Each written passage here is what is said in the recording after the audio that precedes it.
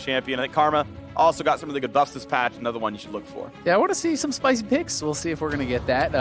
Immortals Academy, I got to cast one of their games last night, and they brought out an absolute banger of a comp. We had Kled mid, Nocturne top. Yep. So I don't know if we're going to reach that level of crazy here, as these teams seem much more towards kind of the standard meta picks. But there is the chance that we're going to get some surprise picks, because sometimes the LCS teams also kind of use the academy squads as a way of testing picks for them. You know, they have them play and practice some of these picks and see, you know, what are the strengths and weaknesses of them. Can that actually be transitioned to LCS? Yeah. Nothing to do here. So far the bans, though, fairly standard. The Lucian flex, we're seeing him mostly as a top mid flex. Can go to the bot lane, but there's a lot of other high pretty marksmen down there as well. Tom Kench, a very NA pick. It's one that we've seen more in NA than in the LPL or the LEC, so that's banned off the table. Akali not yet banned is a bit of a surprise, assuming that is going to be the last ban here for TLA, but it is actually left up, so would not be surprised to see 100 Thieves just immediately snatch that unless they are really not comfortable flexing this around. It just seems like it's such a powerful pick at the pro level. When you are really playing this at a high level, it is sometimes feeling pretty unstoppable. Set and Aphelios, though, so really a trade of power picks. Yes, TLA does give over this almost 100% ban rate champion, but they do grab Set, they do grab Aphelios, which is going to grab them a lot of early power. Yeah, one of the things because we left up is the Kiana, who, though she's been banned a lot in North America so far this year, no LCS picks. It's actually scarcely grabbed even when it is left up, which is quite some time. The question is, though, can 100 Thieves play double assassin? Is that even going to look good for them if they want it?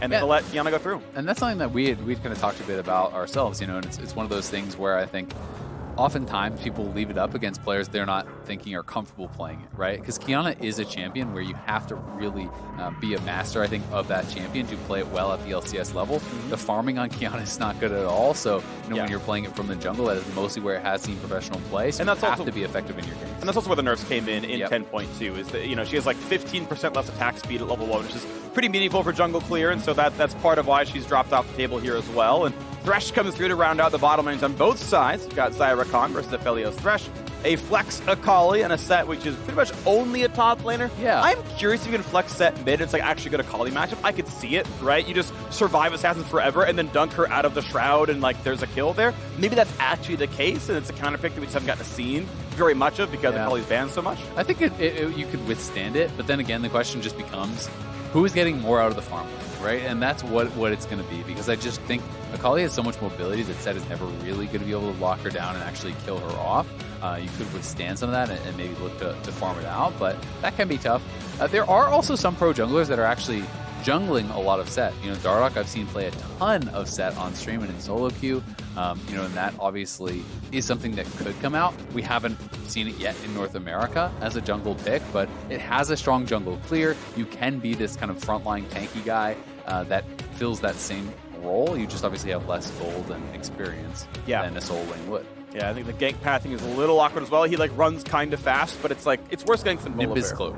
So that's actually what makes the pick is, you run in smite Chilling Smite plus Nimbus Cloak.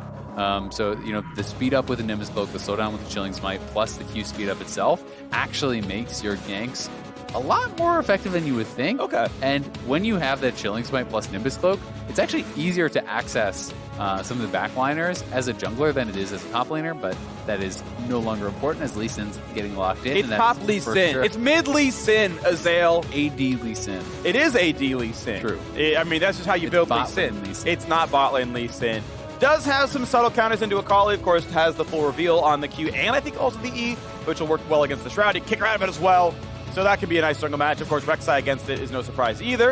And 100 Thieves now go for their top laner, cemented the fact that Akali is mid for Soligo. Yeah. Gangplank would be the pick unless they go somewhere else. If it gets locked in, I think it's great, right? I talked about this earlier in the day on our LCS cast, and I strongly believe the picks into Set should be picks that you are getting more out of a farm lane in, and you're not really necessarily interacting a lot.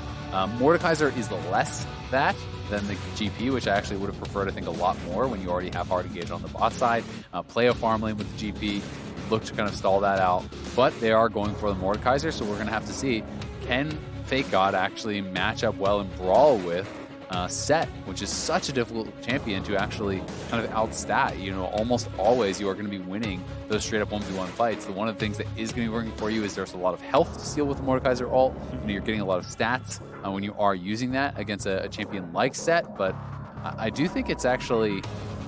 I'd be surprised if Mordekaiser did well in this. Set just feels like it wins all those types of scrappy melee matchups. Yeah, I'm not sure. We'll see what happens, though. Fake God seems to think that was the pick for him, and you were pretty sure that Set was going into the top lane, so, that was going to be a direct one-for-one counter pick. Sylas on his way maybe back into the meta. Last time I casted Academy, we had Demonte on that pick, and he kind of said he random the champion, and he wasn't really the reason they won the game. It was just because they were stacked, but Sylas back in here for Yusui. Liquid Academy hoping for their way back into this series, into this season, I guess I could say, as they're looking at 0-3, but I think Sylas is on his way back in. I think he's actually a pretty good pick overall. I can't say really know his matchups very well. I'm not much of a mid laner myself, but I think he's a strong champion, and we're going to see him again. Yeah, this is a matchup that a lot of people used to enjoy. You think back to last year's MSI when Akali and Sylas were so popular. Has a pretty good ultimate to steal there for the 1v1, taking away the Akali ult. Mordekaiser ultimate, also a pretty good one. I do also enjoy stealing Rakan, so those are kind of the main ones that he is going to be looking for. It's a fairly good matchup, I would say. There for Yusui, your passive auto, that AoE can reveal the Akali and deal damage at it. Your Q is AoE. There are some options that you do have to kind of combat that. All right, and we are on to the Rift. 100 Thieves and Liquid Academy doing battle here to see who can pick up a win to end out their Academy week. 100 Thieves reign LCS roster. Lost to Cloud9 today, but they can go 3-1 here in Academy. Liquid had a 2-2 end of their week as well. See if they can get on the board here in the Academy side. And right now, pretty standard spread of players. Looking to figure out who's where and if any shenanigans come through. Yeah, we'll have to see. Don't think there's going to be any real level 1 moves at this point. No, we've got a sideline report. It's Pastry standing by with Kelsey.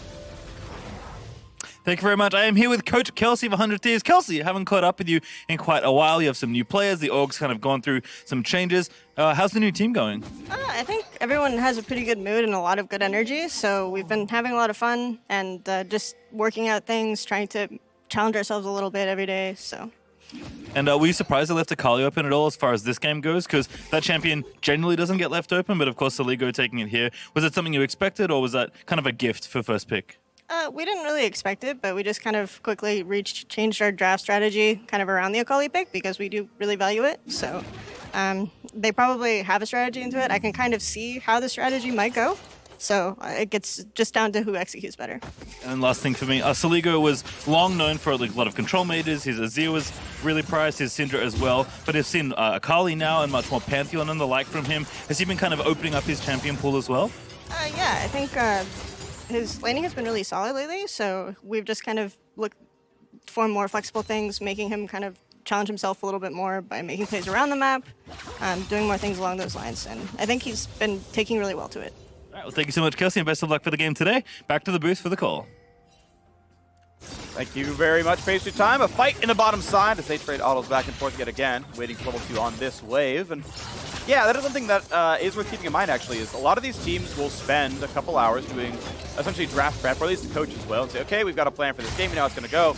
And when a program like Akali is left up, you have to throw like 80% of your draft out the window, and you're like, well, I guess all those Orianna games don't matter because we're literally never playing that champion with Akali up. And one of the really funny things that can sometimes happen is when something is on permaban, a lot of pros you'll talk to will just say, no, I just don't even play that anymore, because they never expect to actually get it.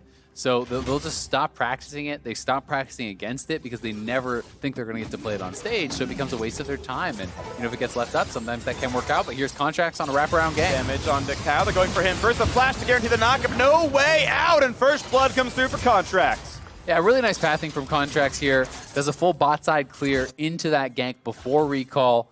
And just coming over the wall and being able to punish this Thresh. Now fight in the mid lane. Also, Connor's coming back for round 2 in the bot side as Saligo gonna be able to get away, but there's the second knockup in Tactical. He's running. He had flash.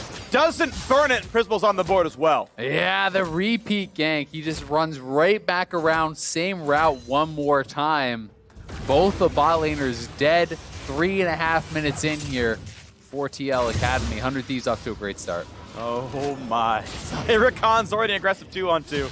You found the bot lane, ganks, and Whew.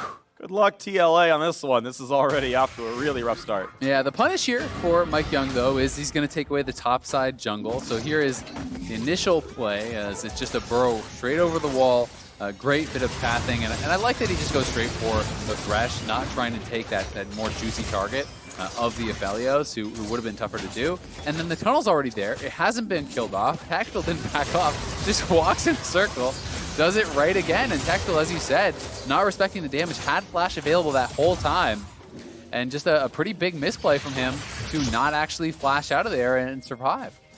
Look at the quick mid lane matchup here. Pretty big CS lead for Soligo. Getting up to 31 to 24 as the wave gets cleared out. 25, I guess, but that's a full wave advantage. Takes the recall. Going to come back in the lane with a couple long swords and the potions and the wards and all that. Shout out the fact that, good job, Coach Kelsey. Control wards bought on 4 members on first recall. We have never seen this in solo queue. That is pure coaching.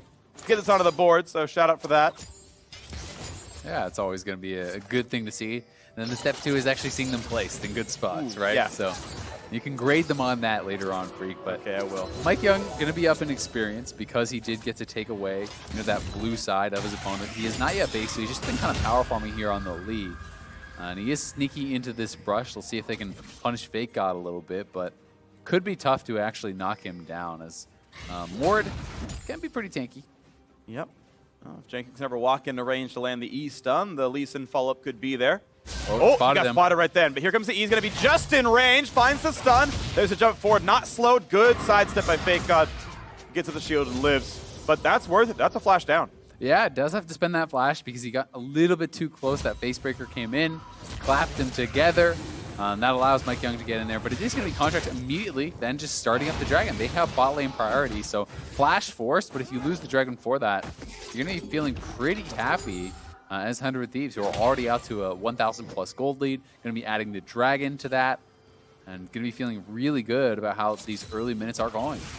1,000 gold lead kept to only that because of a top lane lead for Jenkins here. That set early pick. That was kind of the trade. He gave away a call to pick up the set. Got to win through top lane. The gank came through and forced a flash, so we might see the repeat gank before too long with a kick into maybe a kill. But bottom side of the map, very 100 Thieves, right? The 2 kills, the Drake here as well. Contracts now has to run away. The flash. Cow finds the everything, and that is Mike Young with the kill on the board. He does find the everything, Freak, and they're going to take down Contracts. Mike Young getting the kill, so is going to be feeling really good about that. Flash was down for Contracts, so the punish was available. Mike Young gets to hold on to his flash. It is just the support summoners use to actually grab that kill. So Mike Young will be 6 with flash available here pretty shortly, and may have an opportunity to look for one more kill. You know, more waves are coming through on the top side as Jenkins continues to try to win that lane. The attempted knockup not going to be found. The playback almost in the turret range, but cannot find more damage than a Breezy. Root comes down, doesn't mean a whole lot, but the wave's still cleared out. Yeah, just going to be keeping that pressure up, trying to enable Contracts to get these scuttles, to kind of fight for vision. Mike Young spotted out by this ward, but does not know it. We'll see if they want to try to challenge out this blue buff. It was pinged on, and Breezy, they have the push, so Breezy is up here. And there's a defensive control ward there. It's going to force Mike Young to back off a little bit. I think he's That's going to leash. Yeah. Why slow it? It's going to take longer to reset. I think that's nicely done from Breezy. Just spend a little bit of time, try to delay Mike Young, makes him have that blue buff reset. Just wasting some of the time there for Mike. He'll have to go up to the top side and won't be able to hand over that blue buff to Yasui just yet. And Yasui actually really needs it. He's very low on mana at this point. He does have a Fairy Charm for a little bit of regen, but that's not going to do too much. And this is one of the difficult parts about playing a mana-based champion into an energy-based champion such as Akali. As the lane extends further and further, it goes more in Akali's favor because she is, not resourceless truly, but essentially, right? You're never going to run out of energy. It comes back so quickly. Yeah, she's back to full every wave, yeah. Right? Like, well within time, it's 20 seconds to full all the way up. And it's like, okay, well, turns out that, yeah, you always be able to be full sources every single wave. Not the same here for Yasui on this silence, but now a fight towards the top side. Teleport's coming in as well. Team looking making the play to try to get this Rip Herald early on in the game. They switch their planes over. The smite comes in, nicely done. Hook comes in as Soligo. Not going to play just yet, but 100 Thieves still looking to go forward. There's the Mortal ult in the top, but the 1v1 on that side of that way. No one's getting out of this one as Jenkins and Fake Guy just buy some time. Mike getting over the wall, but Cow is going to go down 1-for-0, and now Jenkins out of that round running away, just really going to live, but now the backside access not going to find it. Tactical takes down Soligo. Yeah, Soligo gets revealed there and just kicked out of the ult by Mike Young. So really well played by him. Fake God not able to take down Jenkins, but they do force the flash on the back end of that play. And Cow, who was down summoners from that pick off on contracts, is going to go down here too. But TLA making a nice play. They have been behind in this game, but they were faster to make the swap. And despite the fact they're down 1,000 gold, they're the ones who come away with the Rift Herald. Alrighty, we'll see if they can get back into this one, because you knocked on the whole turret with a couple of plates on top. The first turret gold up there. You actually tie the game back up. Watch that fight again. Yeah, so here this is one more time. This is mostly just about the speed at which TL made this swap, right? You can see that Xayah is not yet here, so they can't actually fully commit to the fight while the Rift Herald is still alive. But then, we're seeing back to bot lane. Big damage. Ult's going to land. Decent sniper damage, but Prismal already has the kill. This Thresh is 0 and 3.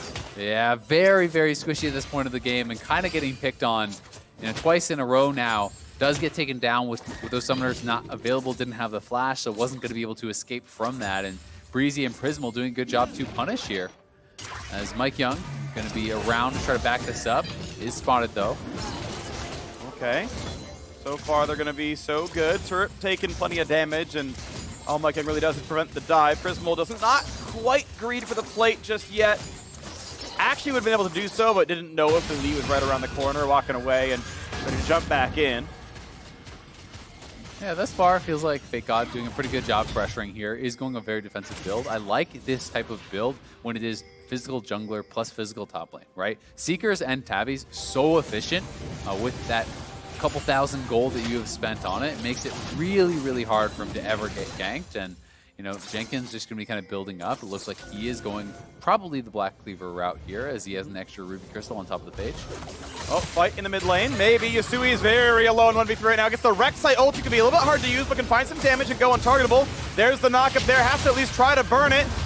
Not going to go for it just yet. Jumped on yet again. He's still going to find the ulti. He might get a bit of damage, but it's only on the Fake God. Not an ideal target. The Lantern, but he can't get onto it in time, and Soligo gets the kill 5-2. Yeah, not the ideal target, but had no options because he was in the Death Realm there. Got pulled in by Mord at the end, so was going to get knocked down. It's a good pick. They do get the flash off Yasui. They spend their flash here from contracts and getting another kill there. Prismal fairly low, but Breezy, contracts, Soligo, everyone running straight down here. And they're going to go for it. They found the root in time, so he can never take the Lantern.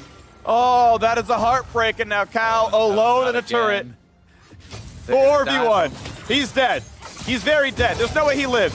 There's the kill, and Breezy walks out of turret range. Now fighting the top side because Mike Young is here. Flash for Fake God keeps him safe. Yeah, good flash from Fake God, and this is the first return from Mike Young, since he forced the flash last time. So that cooldown had come back up. They are going to be able to try to pressure this turret down. I do think they could take it. I think it's a little bit dangerous for Fake God to stay around. We'll see if he is going to be able to just clear it out, but they don't have the confidence to actually commit to it because they don't know where the rest of the squad for 100 Thieves is. Some players are missing. Rek'Sai could have tried to base and path top and these types of things, but in the meantime, Contracts grabs another dragon for them, and it's going to be an Inferno Rift. So a lot of potential damage to be picked up here for whichever squad can claim that soul. All right, now it's looking like 100 Thieves, 2,500 gold up. Bot lane fight. I think this was just ult flash. Yeah, really nicely done. Throws the ult out, flashes it on top before the feathers were actually thrown forward to place them around there, lands the root a split second before he could actually take that lantern. Yeah. That was really, really clean from Prismal. And then an easy redive here. Cal going to drop the ignite, hoping he can take down Breezy, but not going to have that last power shot to do it. And Cal's having a rough one in this game. Well, maybe we can still find the play, but time is ticking away. 2.7k puts 100 Thieves ahead. 4 minutes to the third dragon of theirs. 9 till the soul if they go right away. Looking very comfortable here. Soligo looking good in the mid lane. 20 CS up for him. Really wins all over the place. One thing I want to point out, since we've got some downtime, and I say that they're going to dive in a second. It's just wards. Okay. I find it really interesting how Mord and Set fight each other, because Fake God, he's getting the pulls a lot of the time. Yeah. He's letting the Q. he can't use his passive in the trade pattern. Because once he's done hitting all the buttons, the passive turns on, you gotta run away from the set, he's gonna W back. Yeah. So the actual Mord passive doesn't have an effect in the set matchup because you will just get out traded when he W's you as the re-hit. So Yeah, find that until you're interesting. having like an all-in or something. Yeah, if you're hard all-inning, then of course, yeah. But in any trading pattern, like normally you're like, I'm Mord, my pass is on. This is great. This is where I do all my damage. Yeah. Like, no. You walk away from set at that point. Yep, you poke him, you walk away. Also, gotta say, I don't love Yasui's build, right? You know, he started with the Kindle Gem, which made me think he was gonna rush towards the Proto Belt. Then he picked up a Fiendish Codex. Then he picked up a Lost Chapter. So it's rushing CDR, but you are delaying an item completion so far that when you're looking across at Saligo, who has a Gunblade, he's just monstrously stronger than you are now with, you know, this CDR garage sale. Yeah. Like, you're still far away from completing an item, right? You have 3 parts. Yeah, I'm trying to think it through, right? It's just for CDR. I know that's it's the goal. I'm in my head comparing the options of like, hey, what else would you get? And it's like, you know, Proto Belt is maybe better wave clear, but it's like similar AP to just like getting the Fiendish Codex. Because one thing I have noticed looking at AP optimization is almost none of them are really, really gold efficient. Like Luden's Echo is like a 98% gold efficient item. Now the magic damage proc is awesome, right? Exactly. Like, That's what I was gonna say. you get there and you're like, oh, turns out that's just, you know, a really amazing item. But yeah. And I mean, what do you need this CDR for if you're not fighting? And if you're fighting, well, Luden's or even the Proto Belt are more useful, right? Yeah. Luden's gives you lane priority because it basically allows you to like one-shot a wave, right? Yep. And you can do that every other wave. But either way, looking for a potential dive here on Jenkins. And we'll see if this build does pay off for Yasui. I mean, he is down farm, but it's not as though he's getting destroyed. It's not really kind of being exploited yet. I just think you are going to be a lot weaker at this point in the game. Ooh, damage coming across, finds that stun, finds the ulti, slowly go forced to flash away, and Yasui not going to get anything more done, just R2s to get back to the side of the map. And now the fight around, again, Mike Young forced to kick and then flash away. Yeah, cooldown's down for him. 100 Thieves do take that top lane turret. They are extending this gold lead more and more and more. Well over 4,000 gold ahead at this point, and Fake God making the rope. Ooh! If that hit, he was dead, but couldn't quite find that one, so Contract slinks away. Yeah, nice usage of the turret to actually, you know, proc the sniper hit there, so you can actually get those long-range autos in. Good, that could be a play. About to go in for the play. It said the team forced a flash away from the re-engage. Yeah, flash just spent on both sides there. And it looked like his Saligo had to flash away earlier. Now, Cal being forced flash, Cash still being forced flash, Mike Young. So 100 Thieves getting the better of this one, and they're going to TP in. Nice dunk. Charm with the ulti for Jenkins. Sets one up. Now, Bree's got to be careful. Here comes the re-engage. So Mike Young gets one kill. It's right back to 1-for-1. Death roam for Jenkins. Runs away from Fake God. Can't run any farther. This could be an easy fight, but a flash gets away. And the re-engage works so well. They chase down. Mike Young gets the kill. Jenkins live with a flash. 2-for-1 Team Liquid Academy. Yeah, and a big shutdown on Prismal there, too. So Fake God now in trouble. He could actually get chased down as they're going to look for it. Mike Young low, though. Yeah, he's going to be a little bit careful. Spites for health, and now the health bar running out for Fake God. A third kill now. Yasui's on the board, and that is Contracts, though, still killing the mid lane. Yeah, Contracts does take him down and trade 1 kill back there. But a very scrappy fight. 100 Thieves were getting so much out of this, but it was the overstay that kind of punishes them. You know, they decided to get pretty aggressive, but double TP coming in from the side lanes. They felt like they were relatively safe. Prismal being forced to ult here pretty early, but then, you know, Mike Young straight on top of him, Tactical straight on top of him. He does take down the Thresh, but gets shut down. Unfortunately for TLA, Mike Young grabbed that kill and not Tactical, who you would probably prefer to have that kill on. Mike Young actually picking up both the shutdown kills, so going to be a bit of pressure on him now to get something done with that, as he does have the Black Fever, he does have the Warrior complete now, so Mike Young sitting at a really strong point in the game. He is strong, but is it going to be enough? That's the question. Yeah, I mean, they're down 3,000 gold right now, and Lee Sin usually not the big star carry, but you never know. That is a great hook into the play, into almost certain death right now. So they go, buying time, finally goes down. The kick secures it. Yeah, Mike Young going to create another kill there. Sitting 4-0-2 now, and a lot of shutdown kills, so he's going to have a ton of gold, but Contract's working on the third dragon, right?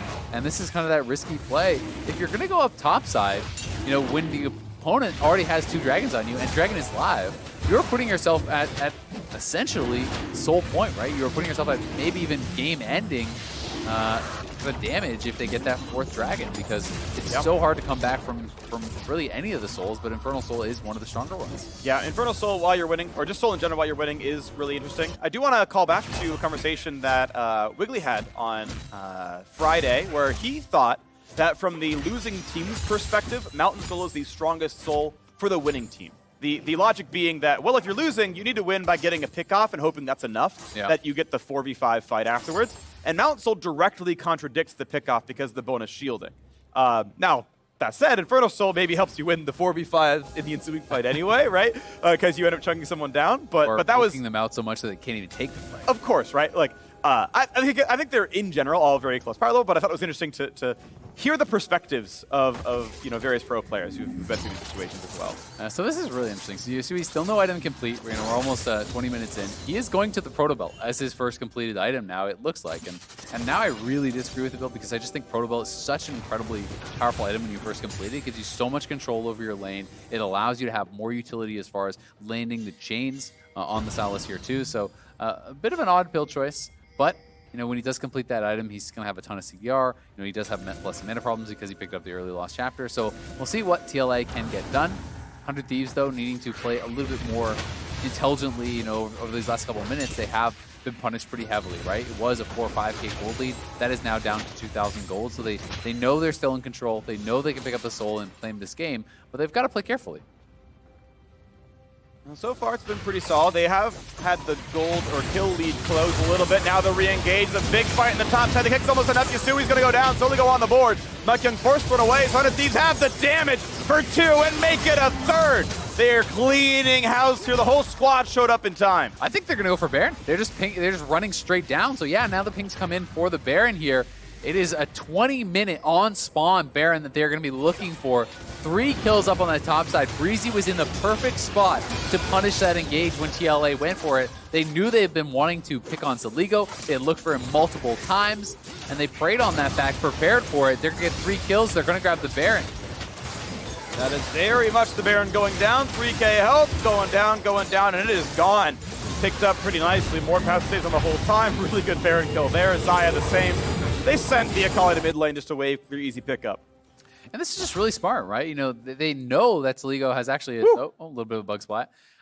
They had been picking on Saligo a bunch of times, right? And Saligo had been getting picked off in those side lanes. So this time they lay in wait. They wait for them to go for that type of play.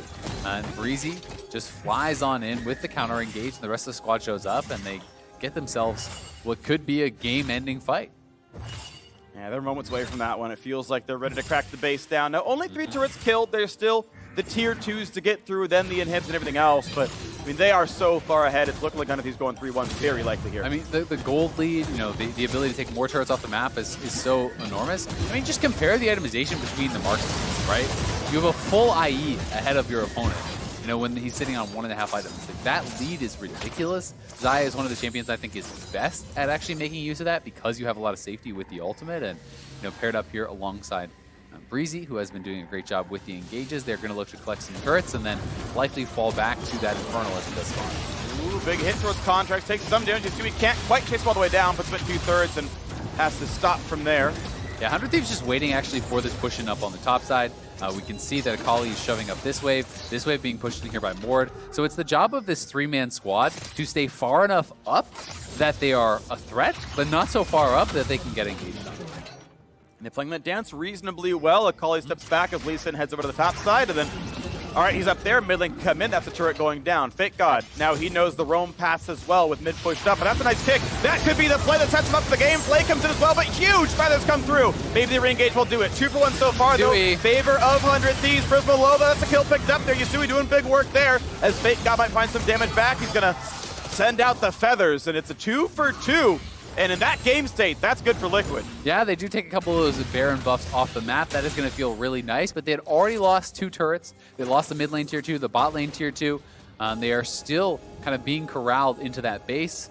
The Inferno is going to be spawning here in 20 seconds. And when you look at the map, this is the line of vision essentially here for TLA, right? That's as much as they have. So they have to be able to try to get out on the map and extend that forward to try to push out mid lane, get access to this area, or it's going to be Soul going over to their opponents. spawning in 2 seconds. Mike Young is on the field, so is Prismal. So theoretically, they can Late recall. put the whole squads together in time. Yeah, More, the last one to recall away, will be late to the play. If TL technically rushed it, they could force a very slim 5v4, but Ford's on the way over, and Yasui on the other side of the map does have teleport, but not on the way yet. Yeah, it's going to be tough, though, because Prismal is arriving. They're just going to try to commit to this. They know they've got to look for something. Contract try. position. Wow, so that's actually Infernal Dragon picked up. Jenkins front line, big shield comes in, but he could still be pulled back, maybe still killed. They have to throw him now as well. 4 point on the other side, Tactical kites away, stays alive, kills off Contract. Jenkins flashes for a little bit of time, but he will still drop. Prismal finds that kill credit. A 1-for-1, and now Breezy wants it. A flash away from Mike Young. Almost finds the charm knockup.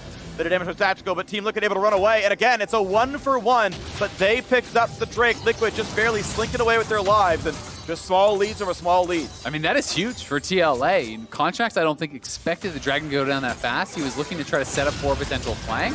Had Flash available, so could have looked to try to take that. Maybe felt like we just let them have the Dragon and then we win the fight and we win the game. It didn't go that way, though. So Mike Young able to secure the Dragon. TLA get another lease on life here and buy themselves at least another 4 minutes, as that Dragon Soul will not go over to 100 Thieves yet. 2 minutes, though, on the Baron, and again, it's time to perform for Team Liquid. Consistently threats on the field that might end the game if they go to your opponent's side, and their base already a little bit in shambles. As we can see, the mid lane cracked open, or nearly such that, as the tier 2 turrets are all gone. That was more gold picked up. The game is 5,000 apart, which is sizable. That is a hard one to come back from. Yeah, it's a very big gold lead, and the additional stats going to help a little bit from the Mountain Dragon and the reduced ultimate cooldown there. Of course, the big prize will be that soul, if they can get it. But it is just 100 Thieves right back into the 1-3-1. They're feeling very comfortable in this type of position. It is hard to engage upon the Xayah and Rakan. You have winning side lanes at this point, so they're just trying to kind of pull TLA apart. They're trying to not allow them to find a straight up fight where they will just be killing someone and getting something off it. They always want TL to lose something elsewhere on the map if they engage. Mid lane's going to 100 Thieves right now, and finding the engage is going to be quite hard. They have a couple of wards down. Those haven't all been swept away, so those flank plays, they're actually not that safe for 100 Thieves. Yeah, it is a little bit scary. You can see Breezy is kind of moving forward, and he has really good mobility, so unless a lot of people are there to lock him down and kill him immediately, it's going to be tough to actually knock him down before you can jump back to a teammate or, get out of there. Interestingly enough, even goes for a Mikhail Scimitar himself. Mikhail's Crucible, the other side of that one. Same initials, which tripped me up, but can cleanse someone else if they don't want to buy it themselves. And that can help against Thresh Hook specifically and any other big targeted stuns that you kind of see coming. Yeah, it's maybe even the root, if it's a long-range engage from Tactical here. Right. Utilizing that ultimate. We've seen people get picked off. LCS, Double Liquid getting picked off by that when he was playing Senna, so it can be pretty strong. Gonna try for the play. Nice feathers up there, and no way in for Mike Young. Set shows up, but it's not up just yet. 1-for-0 so far. Big punch comes through, and it will be a 1-for-1. That is set on the board now as well, as Jenkins makes it happen. Frontlining for the squad. But remember, that was a 5v3. So we have Fake God. He's working on this tower. So Ligo actually tried to roam to the team. I think he should have just stayed and kept hitting that tower. Try to get some damage down up on this top side, because he roamed, but he's far too late to the play. It is the 1-for-1, but TLA get the better kill. They take down the kind of super carry here in Prismal, who is a very, very fed Xayah, and all they give up is a little bit of damage on that bot lane turret and maybe a bit of farm. Yeah, well, Prismal at the very least got to save his flash for that one, and now has QSS for himself as well, so second time around should be a little bit easier. You can QSS flash out of a set ult, for example, and there's ways to prevent some of the engaged shenanigans. Should have ulti in time, not instantly, but probably in time for the actual team fight.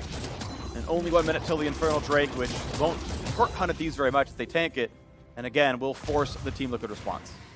Yeah, but it is feeling like 100 Thieves don't want a 5v5, right? They don't want to group up. They're going very heavily for that 1-3-1, so maybe not feeling confident about their ability to actually team fight into this set, right? Where he is going to be so tanky and actually be able to be very effective in that regard. There's also 4 essentially melee champions, and Rakan is basically melee. And you have to work through things like the set, the Thresh box, and some of these things that can make the fight pretty tricky. Counting down the time till Tactical can finish Infinity Edge. That'll be the big power spike that kind of catches up with Prismal here. who took the sidestep, and I think it was rightly so, to go QSS. That means the gold lead he has doesn't showcase in offensive stats quite as heavily. And that means in a pure DPS fight, it can be a lot closer between those two marksmen.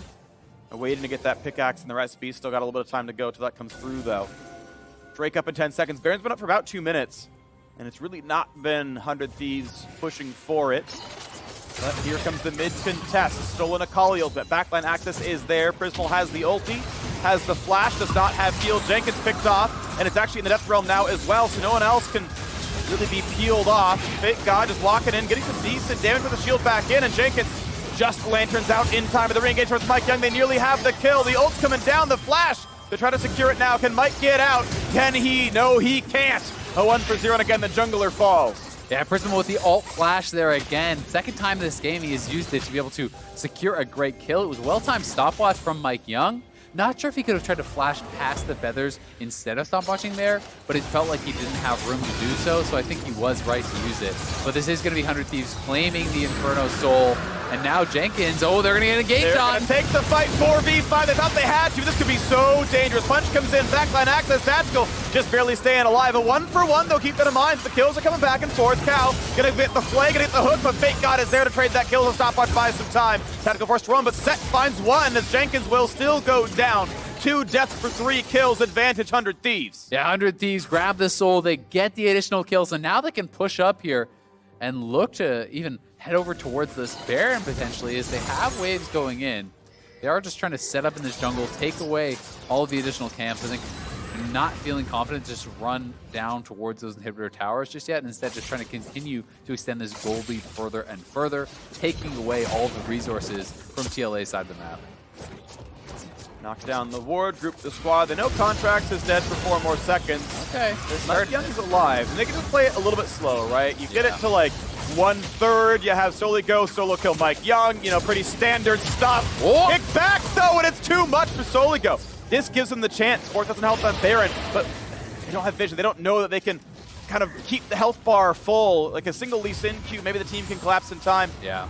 No Baron sneak allowed. Yeah, a little bit sloppy there from them. Here is post Inferno Soul being taken down. They do look to engage. Tactical's positioned pretty well, you know, very far away from Saligo, trying to keep his distance, you know, healing up as well as he can, as Contracts does get knocked down. But then the rest of the squad comes in here. Once Prismal and Fake God do arrive, yes, it had been a 1-for-1 at that point, but it is just the jungler that had actually died. 400 Thieves, they still had their powerful carries alive, and they are going to be able to run rampant in that fight. All right. Soul picked up, but Baron is not. Infinity Edge now done for Tactical, and nearly max crit, 95% on this patch. Looking agility under 20% individually, but going towards the second Zeal upgrade probably. Could be a Storm Racer, wouldn't hate it, but probably going to be more like a Rapid Fire Cannon or a Phantom Dancer. Yeah. Deal with the Akali. Once it gets to Zeal to be full crit anyway, and that might be what comes through. Sticking around the mid side. They know that Baron is the major game-ending objective. I don't think just the Infernal Soul Seed is enough. A lot of power. 100 Thieves certainly very likely to win. Team Liquid going to make their way over to the pit. They have ward control. Tactical going to have some really good single target damage here. Forcing the fight. Cow coming around the back. He's doing the same. They want to get the teleport out of Fake God, and Fake God is going to actually pull the trigger on that, so we'll see if the fight breaks out. A little bit of poke. Baron's going to reset, but here could be the team fight. 5v5. Akali lands the E, gets a bit of poke, but Jenkins very tanky. Corralling them into the pit. Here comes the big play. A lot of damage there. Tactical trying to find someone to fight right now as Jenkins is low, and the Death Realm cannot take the spot, but it's still a 1-for-1. As Silas is dead. Contracts down to the backside as well. It's a 2-for-2, though. Jenkins falls, though. Fake God doing so much work. Now has to try to clean up. Big damage. They do find it. It's a 2-for-1. Now is Mike Young, the only one left alive. Huge damage out of Solico. Another team fight won by a single kill to 100 Thieves. Yeah, very close fight here, back and forth. Despite the big gold lead, despite the Infernal Soul, it is only that one additional kill for 100 Thieves, and they don't have minions in a position to really get too much off of this, so the game will continue. TLA just barely hanging on, it feels like, throughout these fights. Tactical got a lot of work done in this one, kind of winning that duel out against Prismal, who wanted to try to go pretty aggressive, and this is a fight that starts out a little bit awkwardly for 100 Thieves. They have Saligo and Contracts behind the rest of the team. He lands a shuriken flip on Jenkins, decides he's going to go in for it, but the clap was so well timed, and the CC coming out actually from Yasui was very, very nice. He had the stolen Recon ultimate, charmed up multiple members, and did buy quite some time. And then really at this point, it was about tactical. He actually flashes out of the Feather Storm coming through there and is able to get a lot of damage out to knock down Prismal, who would have been that extra member they needed to try to end the game. And he was actually pretty close to surviving the whole thing. Fenrir done after the fight. That shield, and he had this ice pistol ready. He had the red gun, right? The one with the lifesteal on it, 25% lifesteal on that weapon at high level. Could have maybe lifesteal tanked with that shield, but Cow just gonna go down to Mordecai. So you do not ever get away from Mord as a support. Easy pick off there for Fake God. 5v4, no Thresh. Yeah, it's going to be really tough now, and Tactical without Flash. He does have heal, but Breezy is ready to engage if they step too far forward. It's going to be up to Mike Young, it feels like. Half health. Need a Baron steal, need something big. When do they go in? They can try to steal away the other jungler, right? You can death from and guarantee the smite if they can find their way in. But they don't have the ult. Go for the play.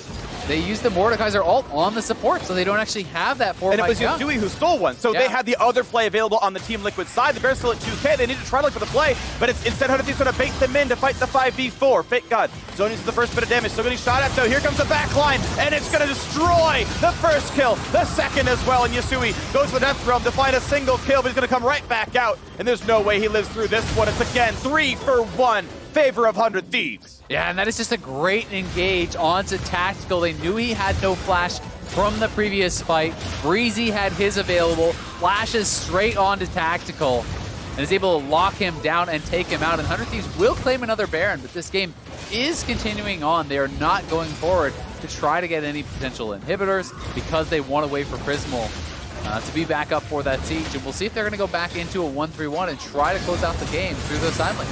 Seems likely to happen. 100 Thieves Academy looking good. 8 seconds until this Elder Dragon spawns, but they still have the members advantage. Yes, here's this fight one more time. They decide to pull off it. Watch Tactical. Breezy here, always hunting for him, moving towards him, has the flash. Flash goes right in, knocks him up. The rest of the team piles in on top. They know that Tactical would have been required for TLA to win a fight in that position, so they're just going to dogpile on him, take him down. Yasui with a nice trade kill, but not enough in the end to come out on top of that fight.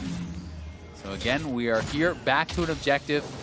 There is the Baron stats, there is the Dragon Soul, 400 Ds, but it has felt like it's been more about the execution than the gold lead, and we'll see if TLA can get this one. They're just rushing it. They're going to try to put this one down. Keep in mind, Mordecai Gold can make this happen. The spike comes to the blue side. It's 100 Thieves with the damage. They're certain to pick this one up here. I don't see how they lose this battle. The checkdown's coming through 1 for 1 so far, but it's 2 for 1 now. Next, he's going to come through in a second. The stomp coming in. Cow is gone. 4 kills already. A flash for the knockup. How do you live this one? You don't, Tactical. You are gone. You are aced. And 100 Thieves will take down this game. Yeah, objective after objective, and it is the Elder Dragon that makes the difference in the end as Fake God ults away Mike Young, preventing a potential take of that objective. And it's actually Prismal who picks it up for the squad and is going to be able to run it down here and close this one out. Sprinting it down mid, 20 seconds for the first respawn. No chance at all that you defend this. 100 Thieves gonna go 3-1 in Academy. You know, they dropped someday back to the LCS roster. Makes sense, this squad's still looking strong. 3 wins picked up in a row, taking down Team Liquid.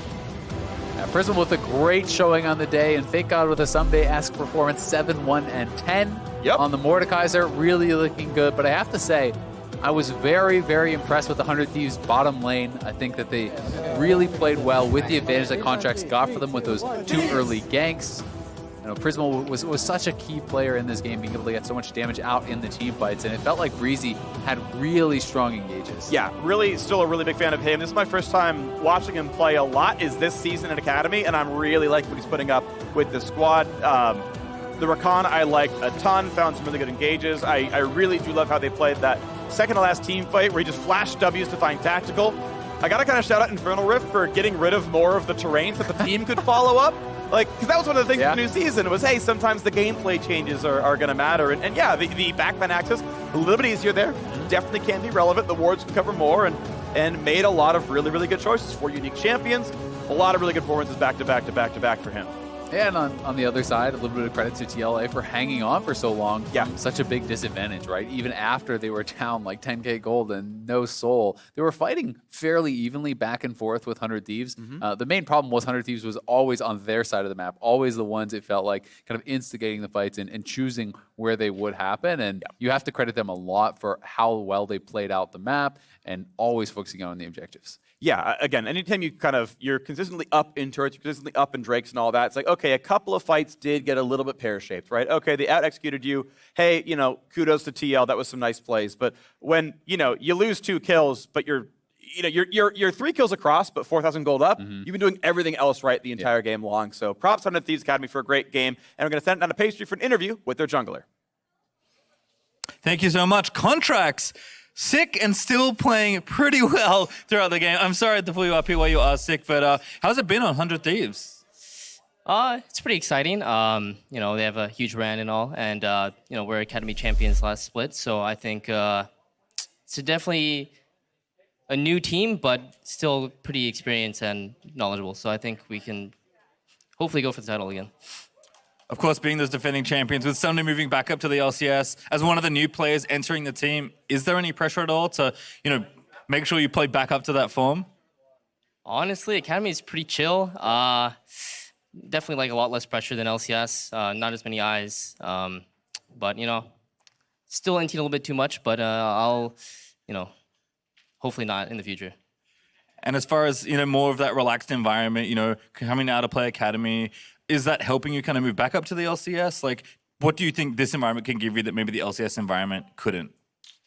I guess more freedom. I guess since I have like a bit more experience than other people, I am just able to kind of like give my opinions, and then my team kind of like trusts all of my opinions to like actually work out. So just a lot more freedom in what I can do, and if it goes wrong, my bad. But if it goes right, then we're chilling. I've heard some rumors that you've been doing quite well in scrims. Last question for you, though. What are your personal goals as far as, wanting to play in the LCS? Are you happy where you are right now? Do you have any future plans, or are you just kind of like taking it one game at a time? Obviously, getting back to the LCS is still the main goal. But yeah, right now, just taking one game at a time. I think we're 3-1 now, so hopefully we just keep doing well in the next coming weeks and hope to become a top team. So far, so good. Thank you so much, Contracts, for the interview. We are going to throw it back to the caster desk to wrap up the day.